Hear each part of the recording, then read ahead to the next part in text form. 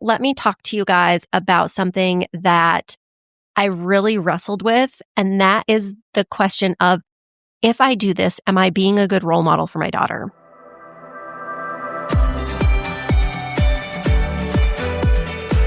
Welcome to Leaders of the West, a podcast for innovators and changemakers. I'm your host, Jessie Jarvis, the founder of the West, and I'm sitting down with agriculturalists, entrepreneurs, executives, and everyone in between with the goal of digging into the strategies, mindsets, and lessons that have been crucial to the success of ag and Western.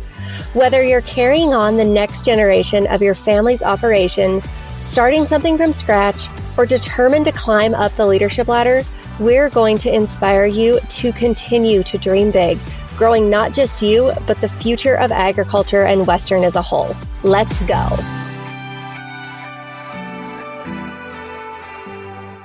Have you ever opened up an old resume and laughed at what you found? I did that the other day. I found one from years ago, and it looked like it was a middle school essay.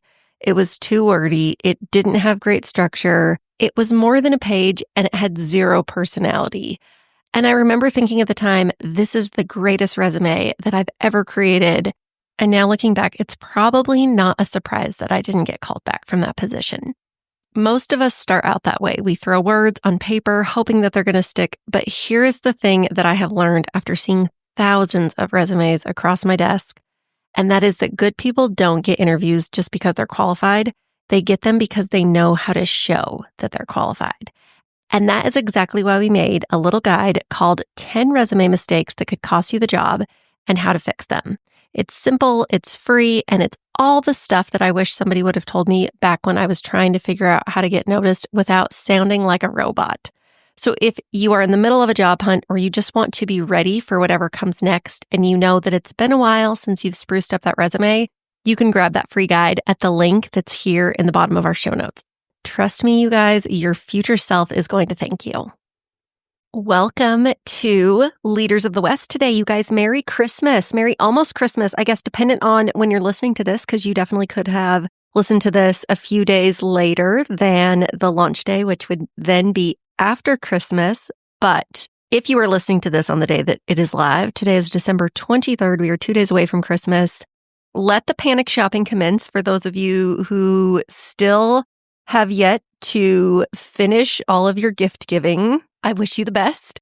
I pray for short lines, for all of the things that you need to be in stock, and that you don't have to deal with any Karens. If your name is Karen, we really do love you. I feel bad that there are people out there who are like the nicest people in the world, and they unfortunately have the first name Karen. I'm sure you guys are just wonderful.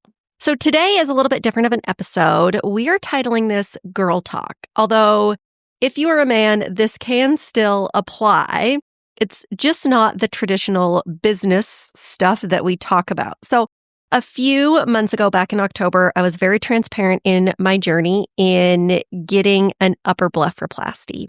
And so after that, I had a ton of people who reached out saying that they had wanted one, but they didn't know anybody who had done one. And they thought that it was kind of like a celebrity-esque type surgery. They were very worried about just the downtime, the overall process, if it's going to transform your face into something that you were going to be unrecognizable. And so I promised that at some point after I was through kind of my post-surgery journey and healed, that I would record a podcast and just kind of give you guys the ins and outs and talk more about why I did it, some of the decision that I wrestled with in getting a blepharoplasty done. So that is what this is.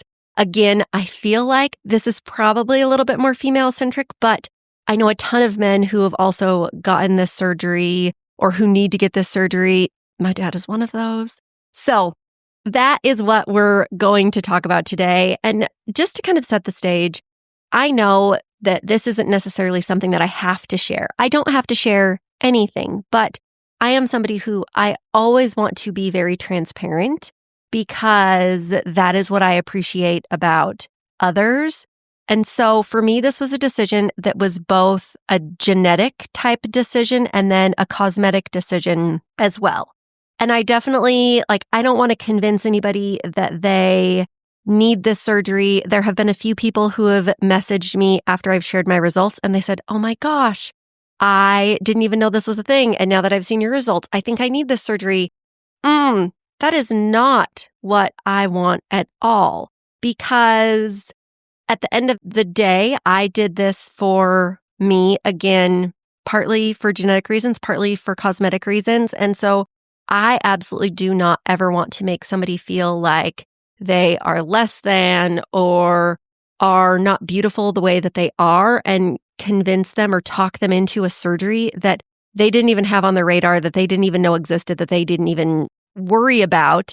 And now they're worried or concerned about it. So that is definitely not the intention of today. But I also think too, there is a little bit of this conversation that fits into the bigger picture of self-respect and self-care and showing up well. And so that's what we're going to get into today. So let me tell you guys, just to kind of set the stage for you, what the surgery is. So an upper blepharoplasty is removing the excess skin from the upper eyelid. So there's a lower blepharoplasty, which is done under the lower eyelid, more if you have like traditional bags under your eyes and not just like puffy, like you ate some salt or some chips and now you have puffy eyes, like true excess skin bags under your eyes. That would be a lower blepharoplasty.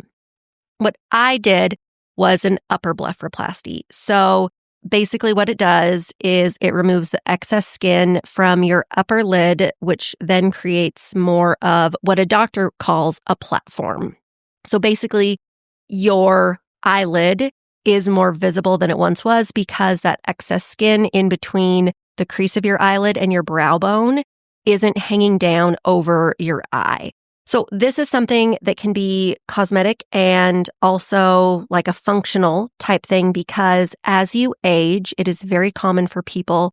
The majority of the people who have this done in the office that I went to are probably in their 60s, 70s, 80s. There was even a lady in there the same day that I was, and she was in her 90s getting this done. So it is very common with age.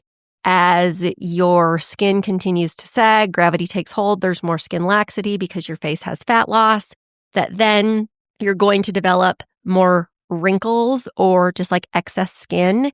And again, gravity, what's she going to do? She's going to take it down to the ground. So the skin that is there between the crease of your eyelid and then your brow bone hangs down, and it can actually impact your vision. So this is something that, again, let's talk about the genetic component because I've definitely brought that up. So there are people in my family, my dad, who has been encouraged by his eye doctor to have this done because it's impacting his vision.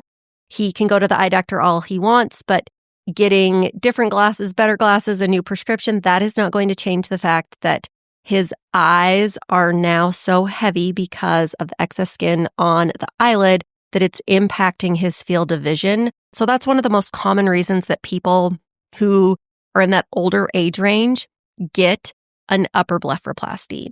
To my knowledge, a lower blepharoplasty is a little bit more cosmetic just because it is the bags that are under your eyes. But again, that's not what I had done, so I can't really speak to that.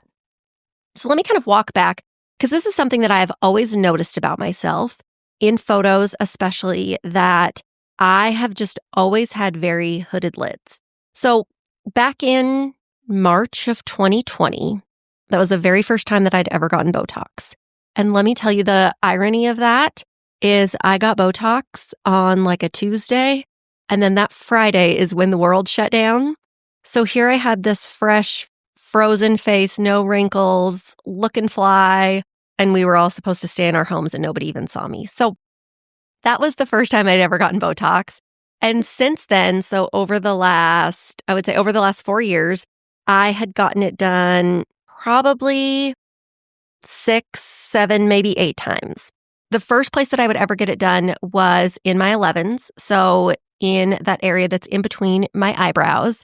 And then over time, I noticed that because that area of my face was frozen, then that actually caused my upper forehead muscles to kind of overcompensate. And so I felt like I kind of developed additional wrinkles up there, or just looked a little bit, I don't want to say weird by any means, but I really noticed that the lower portion of my forehead didn't move, but the upper portion of my forehead still did move. So then I started to have Botox done in my forehead very, very lightly. But one of the things that I noticed over time with that is when you do that, what you're doing is you're causing the muscle to relax. And so if it's relaxed, what does that mean? It's naturally going to come down a little bit. That's not the end of the world unless you're somebody like me with hooded eyelids, to where instead of, like, in my mind, I kind of wanted the eyebrow lift, if you will. I want my brows to move up higher, which is then going to snatch that little forehead. It's going to make it tighter. There's not going to be any wrinkles here. That's literally an eyebrow lift. So with Botox, it's actually going to do the opposite. Instead of pulling those brows up and exposing more of your lid, it's going to make those muscles relax, which has the potential to bring them down or to make them, I'm not going to say droop because that's definitely not the right word, but to kind of help paint that picture for you guys.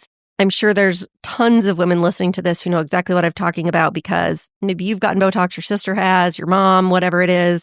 And again, Botox, Dysport, whatever your method, it all kind of does the same thing.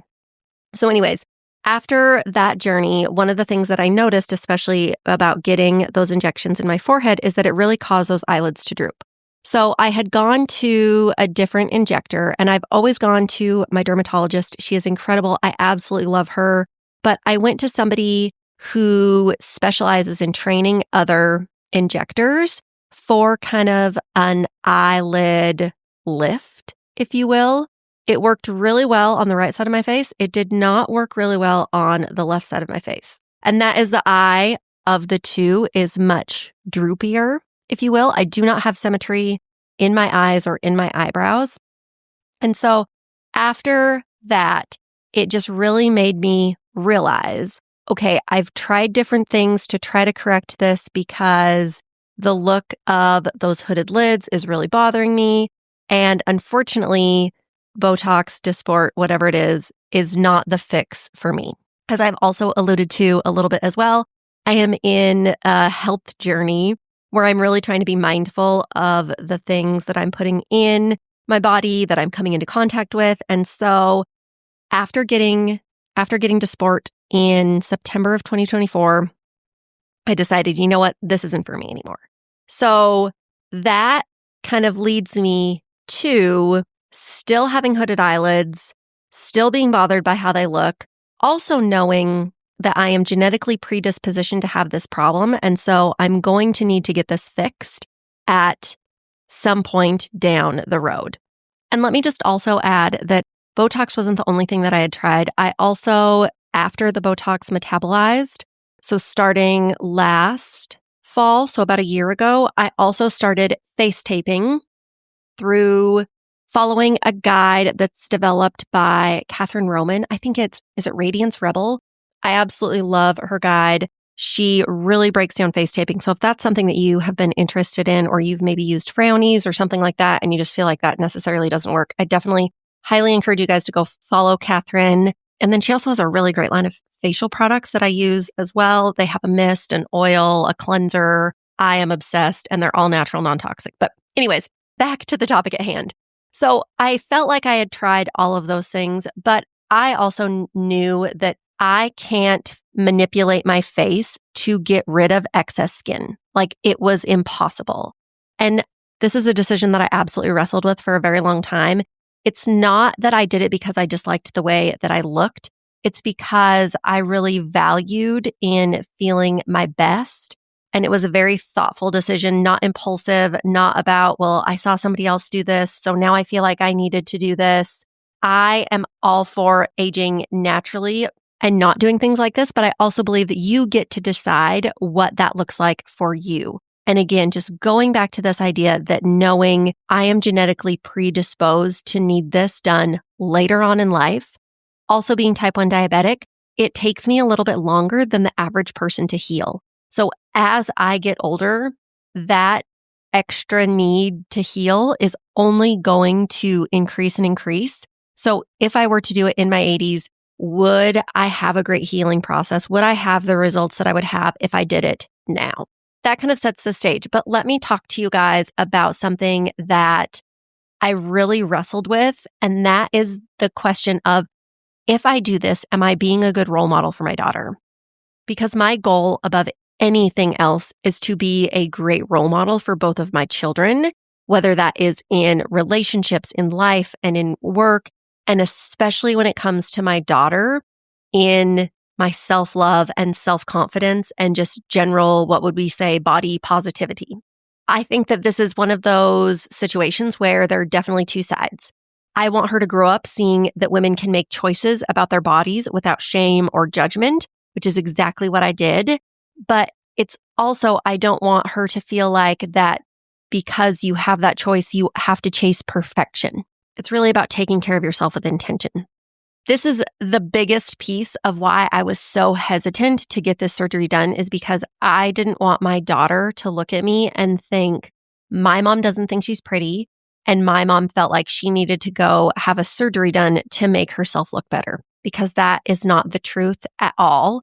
But again, just knowing that we've all been faced with those types of situations or decisions, and we see these perfect bodies online and we feel like ours isn't perfect enough. And so I've always been very, very mindful of what I say about myself, or even when I try on outfits, like I don't say, oh, this makes me look fat, things like that, that I don't want her to have to mentally wrestle with the same things that our generation has, that previous generations have.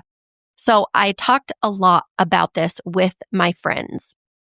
And one of my greatest friends, Whitney Knowles, she had the most perfect words in why she encouraged me to get this done. And I absolutely love her for it, which is why I'm calling her out and mentioning this, because I absolutely don't want to take credit for this. But I told her about what I was considering doing. And I said, I really want it done, but I also don't want my daughter to think that she is less than, or when she's in her 20s or 30s, that, well, I'm not as pretty as my mom because I didn't have the surgery. Like, that is not it at all. But so what she said is, Jessie, if your kids need braces, are you going to get them braces? And I was like, yeah, absolutely. What are you talking about? And Whitney is somebody who she's had a career in dentistry.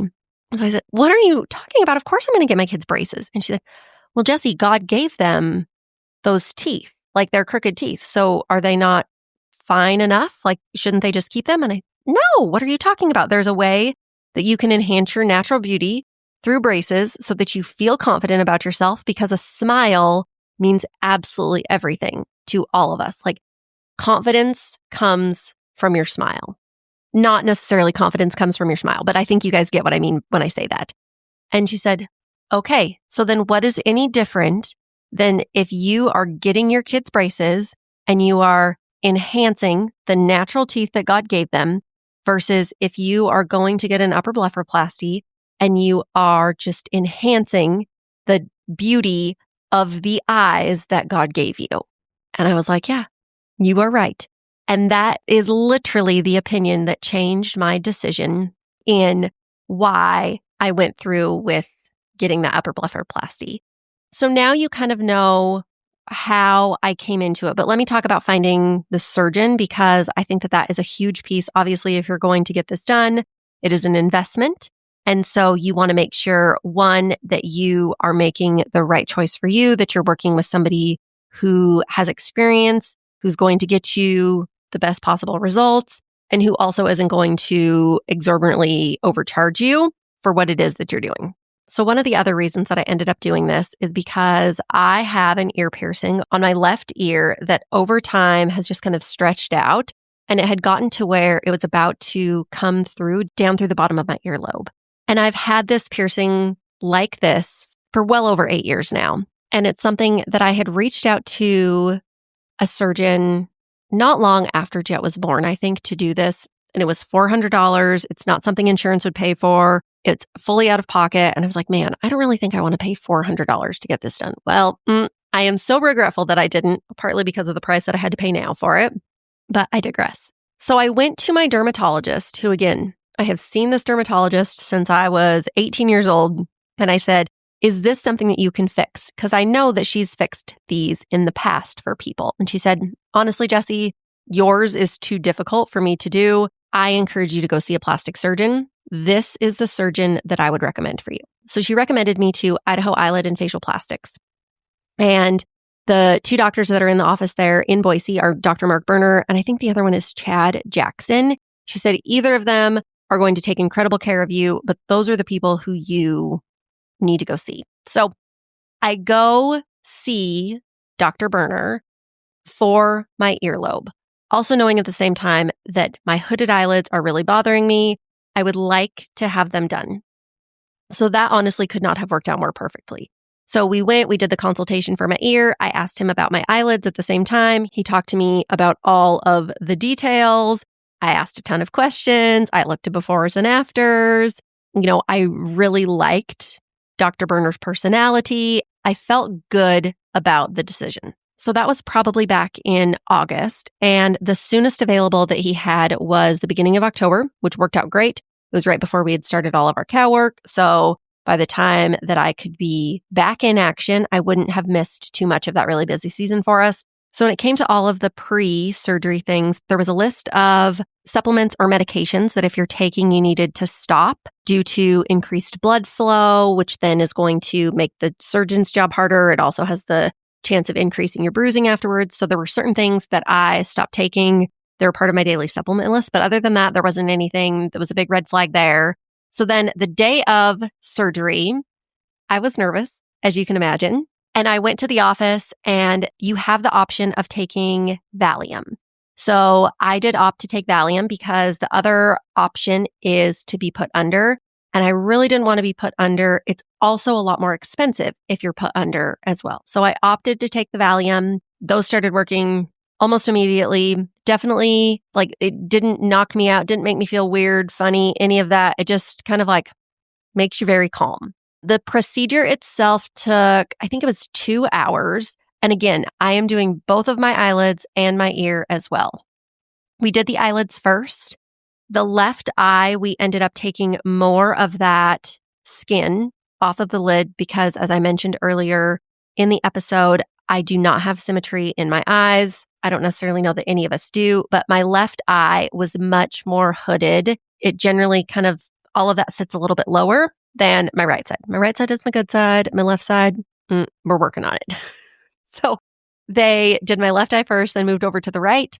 Then they did the ear. And the ear took just as long as both of the lids because of how they have to hand suture that earlobe. So the whole process from when I walked in to walked out was 2 hours long. It honestly did not hurt. I didn't feel anything at all. At the beginning, they come in and they numbed my eyelids and then my earlobe. They do all the prep stuff and then we're ready to go. I do believe, now that I think about it, I think I had to have additional numbing done in my ear during the suture part of that, just because when they numbed both of my lids and then my earlobe, obviously I was done with my eyelids, but then we were working on my earlobe. And so I think a little bit of that wore off, but no big deal there at all. So then I got home, which you do have to have a driver, which makes sense. I feel like that's kind of a given, but one of the requirements is you have to have a driver. So I had my mom take me. She brought me back home. And then once you get home for the first 72 hours, so for the first 3 days, for every hour, you need to ice your eyes for 20 minutes. So every hour that you're awake, 20 minutes of that, you're icing your face. That was definitely a little bit cumbersome just because it's kind of hard to get stuff done in 40-minute intervals. But I was very religious about that just because I knew if I overdid it or if I wasn't icing, one, that was going to make the recovery longer. It was going to make the bruising worse. So I was a very, very good patient. My doctor did say that you can sleep in your bed as long as you use 2 to 3 pillows. I did end up sleeping on our recliner couch for the first 2 nights, just so that my head would be elevated because I didn't want to aggravate it at all or make anything worse, especially just living as far away from the surgeon's office as we do. So I probably could have gotten away with sleeping in my bed, but for the first 2 nights I slept on the couch was not a big deal at all. As far as the swelling and the bruising and the discomfort goes, through the entire process, I never took any kind of a pain pill, medication, Tylenol, ibuprofen, none of it. The process itself, and especially the post-surgery, is not painful. At least it wasn't for me. And I'm kind of a pansy when it comes to this stuff. So I feel like if I'm saying it's not painful, it's definitely not painful. That being said, it is tender because you did just get an incision in a sensitive area very thin skin of your eyelids, which is going to cause swelling, lymphatic buildup, and bruising. Naturally, all of those things are going to make it very tender. But it wasn't painful. Like there was no throbbing pain, none of that. And again, you're icing that very regularly, which is going to cut down on the swelling, on the bruising. I was also really good about doing some gua sha on the lower half of my face, being very gentle around my eye area, obviously, but just knowing that I needed to get that lymphatic fluid moving out of my face and down into the rest of my body. So that was definitely for the first few days after. As far as things that you can or can't do in this process, for the first week while you have your stitches in, you're not supposed to lift more than 20 pounds. You're not supposed to do any kind of activity that's going to jack your heart rate up. So I would say that those are traditional run-of-the-mill post-surgery recovery instructions. They were not challenging for me in the slightest, with the exception that in the morning when Jackson wakes up, she loves to be carried out of her bed onto the couch. And so I just had to tell her, you know what, sis, you're a big girl. You got to use your legs. I can't carry you. She was fine with it. If you have a small child, let's say 1, 2, maybe even 3 years old, that you do carry often, and they're going to be above that 20-pound weight limit, then you may want to consider this at a later date when you don't have to worry about that. So that takes us then to the stitch removal. That was 1 week after my surgery. So I think I had my surgery on a Tuesday, and then the following Tuesday, removed my stitches.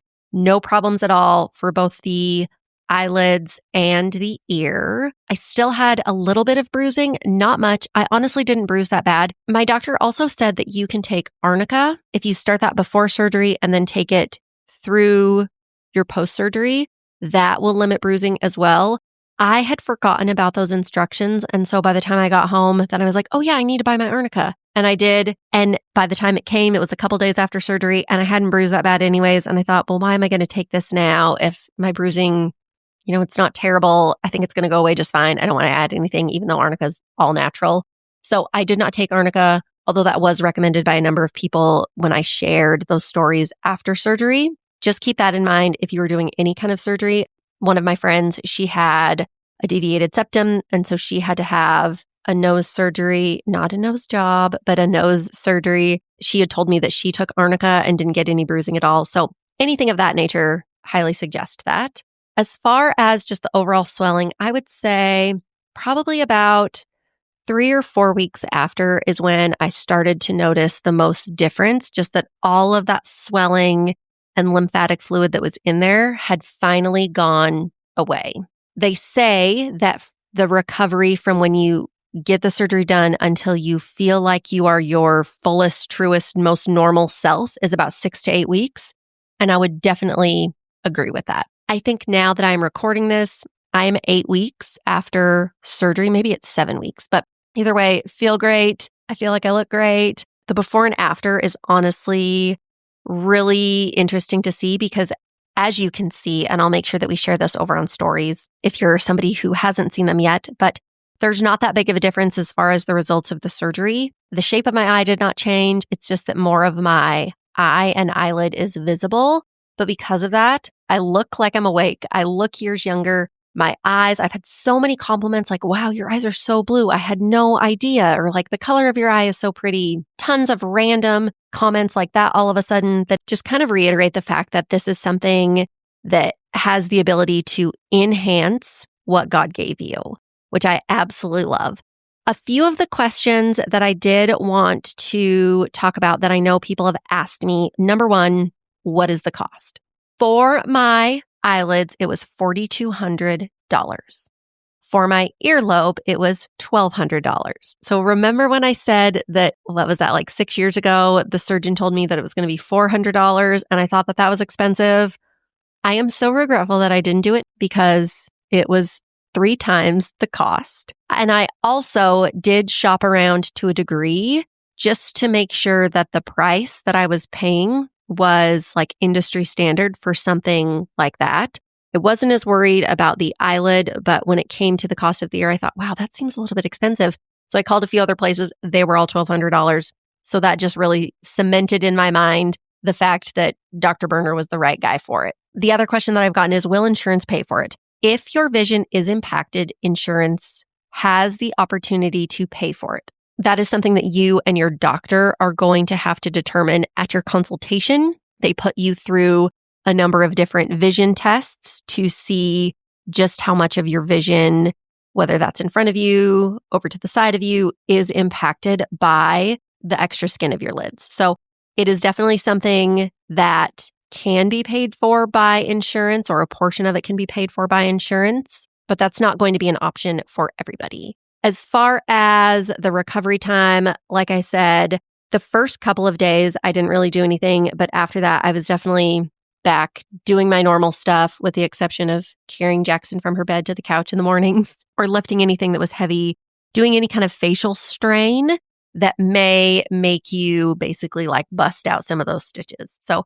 that was the only thing there. At the end of it all, I am so thankful that I did it. And the other thing that I am so thankful for is all of the people who, after I shared that I did it, who had sent me messages or commented or asked questions. Of all of the comments that I received, I did not get one single negative response.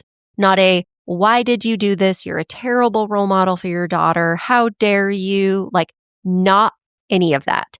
And I am so grateful for just the positivity that all of you guys always show me. It does take a lot to be transparent, and it's definitely not something that I needed to share, but I wanted to share with people because I knew how impactful it can be. I think that more people need to be transparent, but it's really hard to be transparent when people do not have kind responses. And so everybody's willingness to be so kind just was incredibly wonderful to me. So if you guys have any questions, definitely let me know. I am happy to answer those. Thank you guys for listening. I hope you all have a great Christmas, and we will see you back next week.